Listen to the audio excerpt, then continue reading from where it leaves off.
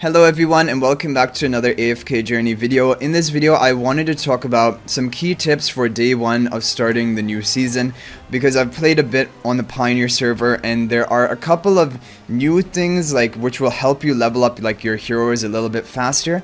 And I'll also show you some of the new faction talent tree system and also the heroic Gauntlet, which is a new game mode, just if you want to take a look at that. Okay, number one tip is for the AFK stages on day one, as quickly as possible, try to push to AFK stage 96. And the reason for that is take a look at the season essence you'll be getting per day at this stage, 1,304 per day.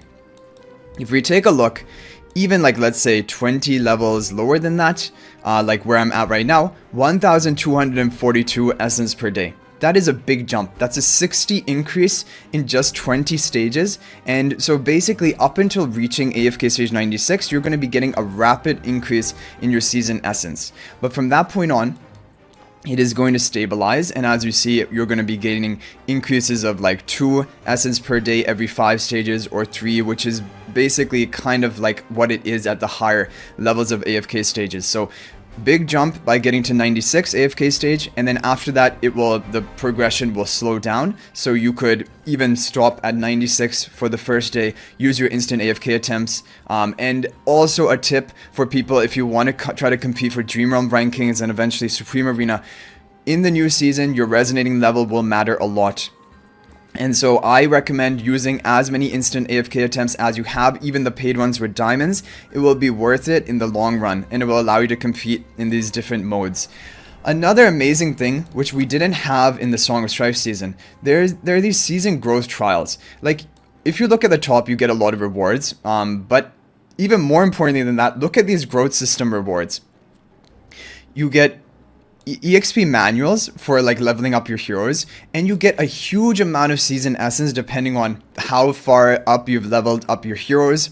So let's say someone has 25 Supreme Plus heroes, you would even be unlocking this, and already up to this point I have an excess of all of these season essence.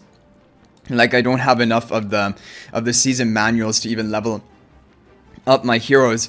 So basically you can be getting a lot of these rewards, and then you will be able to level up your heroes on your account much faster than before. This was not previously in the game. Okay, and then there's a bunch of other ways of getting rewards, and there will be a weekly limit of how far you can progress on this meter, and you can earn these season tokens through your progression.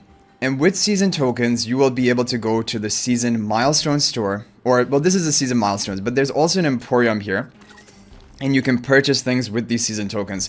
Now, in my opinion, you will always want to be purchasing the S level soul stones, even if you have Ulset Supreme Plus.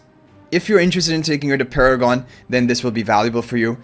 If you're not interested in Paragon, then you can save them, or you can spend it on different currencies, but overall, this is really good.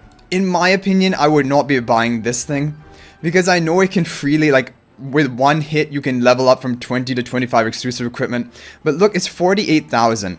You could be getting 5 copies of an S level hero, and they have said that in future updates they will be adding more Song of Strife season heroes here. So I'm expecting that eventually Lily May and Mikola will even be purchasable here, and those are top tier heroes for Dream Realm. So definitely I would not be buying this thing. This thing is way too overpriced, and honestly getting a hero from 20 to 25 exclusive equipment, it hardly makes any difference. It's 2.5% stats. It's only for the fun of it. Okay, now the other thing, I don't know where you unlock it or at what point you will reach it, but it is confirmed that the changing pass, which they've mentioned and referenced in previous patches, will only be active on new season heroes. So for example, if you upgrade, I think this is the ultimate reward, yeah, season A level swap, it will swap the hero tier and levels of exclusive equipment, basically everything, hero focus, enhanced force, between 2 heroes, but the item can only be used on A-level heroes released during the Waves of Intrigue season. For example, Sinbad and another future A-level hero released, or for example Nara and another future S-level hero released. When you get the season S-level swap, you will not be able to swap your previous Song of Strife or starter season heroes. Those will not be swappable, unfortunately, so this is just something to keep in mind. Okay, So let's take a look at this different game modes. So the main only one which has been added is the Heroic Gauntlet. And we can just take a look at that. Okay, so there's a Walker boss. You just have to try and beat him. For him specifically, because I guess he has insta-kill mechanics, the recommended heroes are Lily, May, and Thorn. And as you progress through the difficulty, you will unlock charms. So this is a cheaper way of getting charms before you can even clear the Jura trials, because you need to get AFK stage progress 180 for that. And you can get invite letters, velvet vouchers. For velvet vouchers, you will be able to exchange them in the store for cosmetic things. Like you can get cosmetics for your own Magister or cosmetics skin for Sylvina. So probably everyone will want to try to get the Sylvina skin because that's going to be kind of like permanent, or maybe even your cosmetics, like these fancy cosmetics for your Magister, because these are limited edition and 50 days until it refreshes. So maybe even then future you will be able to use velvet vouchers for future skins or cosmetics, which is cool. And so that is mainly the major new thing in the Emporium store. As for the Ravage Realm, I think it is only really active because is currently active across all servers, but I think when we start the new season, I would suspect it wouldn't be active again. I don't think this is like going to be a continuous daily mode. I thought it was only an end of season related thing, so I'm not sure about that. And Supreme Arena will be unlocked at AFK stage progress 130 and Dura Trials at 180.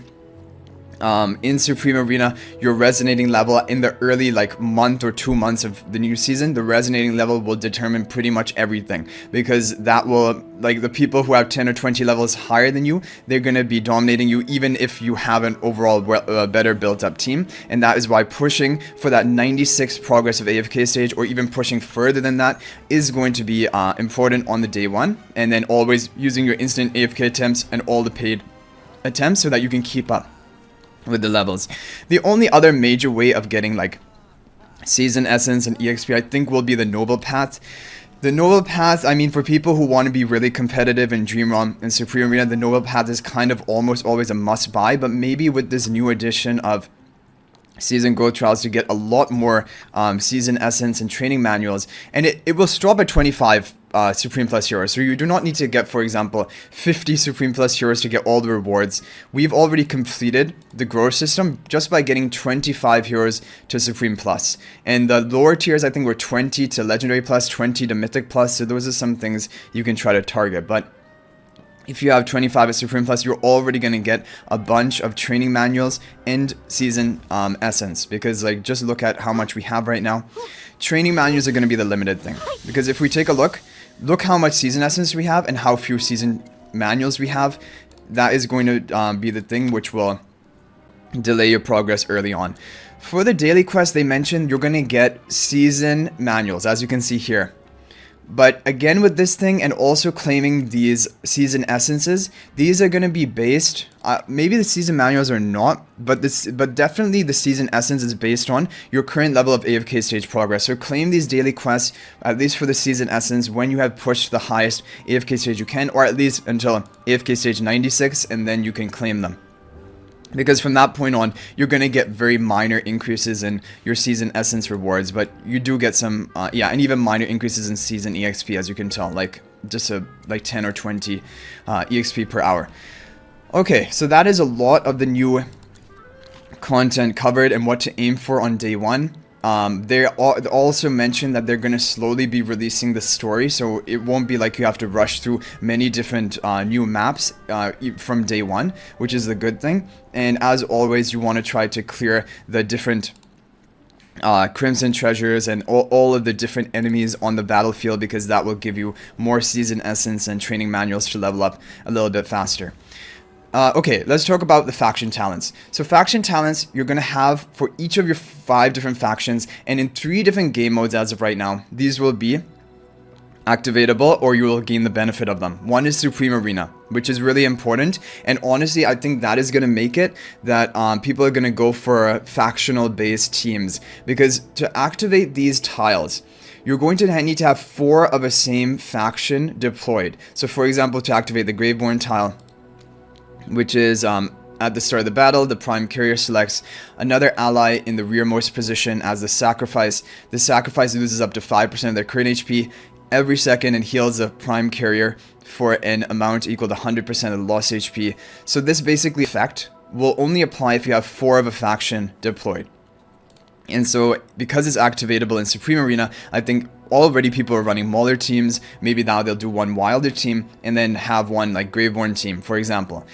For Celestial Hypogean effect, you're going to need to have 4 Celestial Hypogeans deployed in the same team, which is going to be very difficult for a lot of people unless you've built up a lot of them. So probably, I mean, I would probably, like, I've invested in it on the Pioneer server because we have all the heroes, but this would probably be the last one for you to invest in unless you have 4 well built up Celestial Hypogean heroes. Because these factions, I'm going to show you how you can activate them. The other plays other than Supreme Arena where they'll activate are the Legend Trials related to the season, and these this other mode of AFK stage progress, which is called a Talent Trials, a seasonal special stage.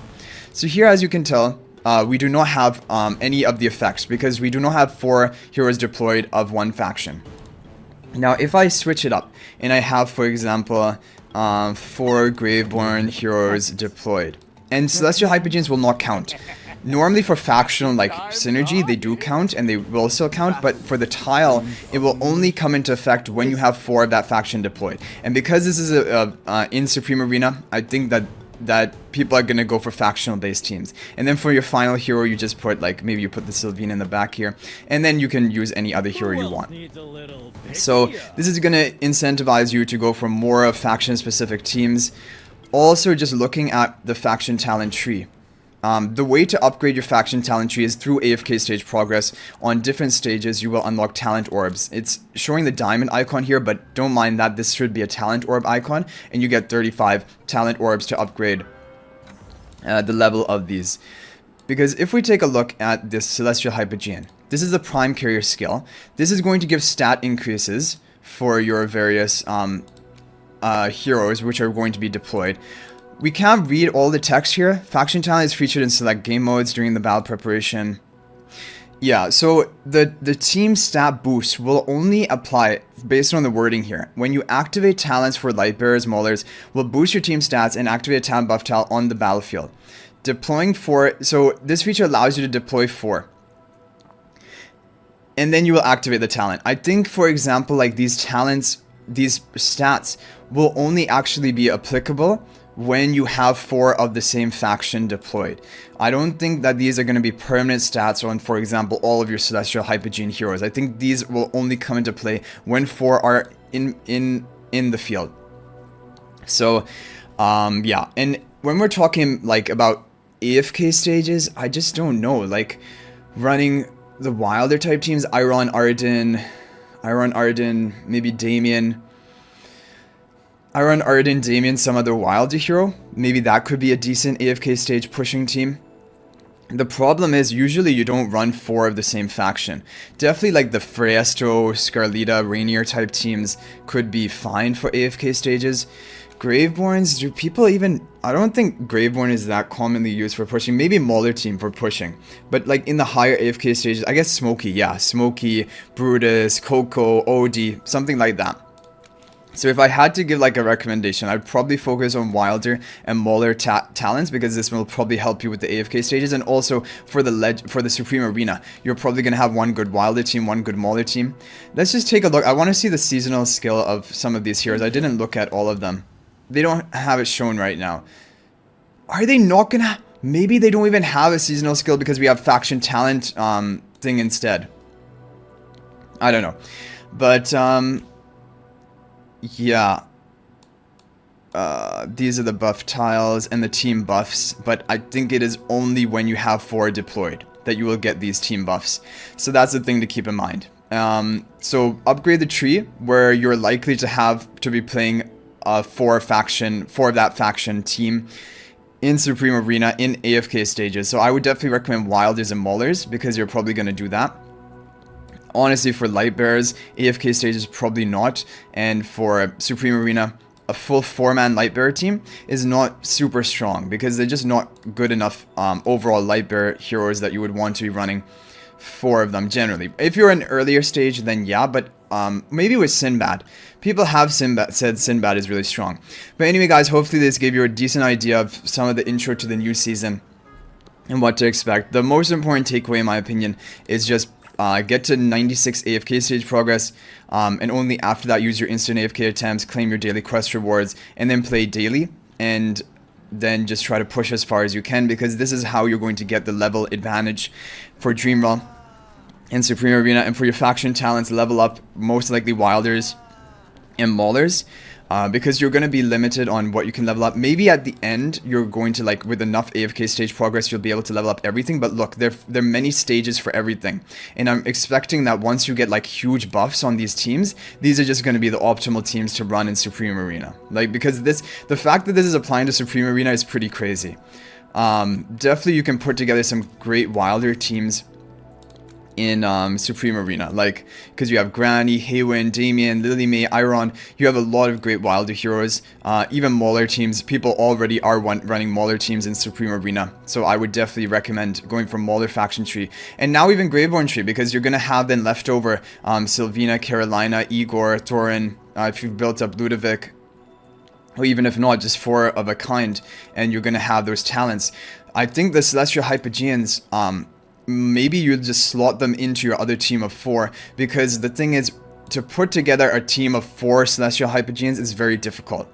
Like, you're gonna need, like, to have a lot of investment across a lot of heroes. So I'm expecting probably Graveborn, Wilder, Mauler teams are gonna be the key for Supreme Arena. 1 Wilder team, 1 Mauler team, 1 Graveborn team, and then you just slot in your Celestial Hypogean teams into them. I mean, your Celestial Hypogean heroes into them. Who knows? Anyway, guys, I hope you enjoyed the video. Thank you for watching. That is going to be it for this one, and I'll hopefully see you guys in the next video. And until then, everyone, peace out for now, and thank you for watching.